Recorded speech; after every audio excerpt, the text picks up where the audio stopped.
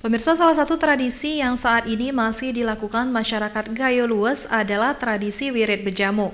Tradisi ini bertujuan memperkuat silaturahmi dan persaudaraan antar desa.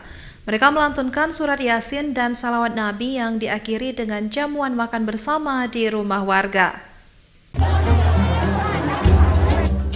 Warga kampung kerukunan Kota Kutapanjang, Kecamatan Kutapanjang memenuhi undangan masyarakat Desa Rerebe, Kecamatan Tripejaya dalam rangka bejamu wirid Yasin Sabtu kemarin 7 Januari 2023. Wirid yang didominasi kaum wanita ini bertujuan memperkuat ukhuwah Islamiyah dan menjalin persaudaraan dan digelar di Balai Desa Rerebe, Kecamatan Tripejaya, Kabupaten Gayo Lues.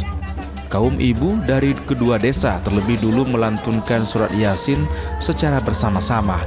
Kemudian mereka menampilkan berbagai lantunan sholawat yang diiringi dengan gerak. Para kaum hawa dari berbagai usia larut dalam alunan indahnya sholawat yang disyairkan.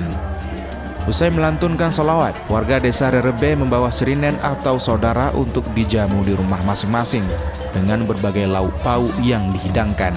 Uniknya lagi, saat akan pulang, sirinen atau saudara masing-masing memberikan oleh-oleh pulang atau dalam bahasa Gayo disebut selpah. Di sela-sela kegiatan berlangsung, Camat Tripejaya Muhammad Amin mengatakan kegiatan tersebut merupakan kegiatan yang sangat positif karena warga kedua desa bisa saling mengenal dalam rangka memperkuat ukhuwah Islamiyah dan jalinan silaturahmi. Untuk itu, kegiatan ini akan terus digalakkan khususnya di Kecamatan Tripejaya. Saya melihat daripada kegiatan ini merupakan kegiatan yang positif, di mana pertemuan antara ibu-ibu kerukunan Kutapanjang dengan ibu-ibu dan di kampung Rerebe, sehingga ukhuwah Islamiyah dan tali silaturahmi dapat terjaga dan terjalin.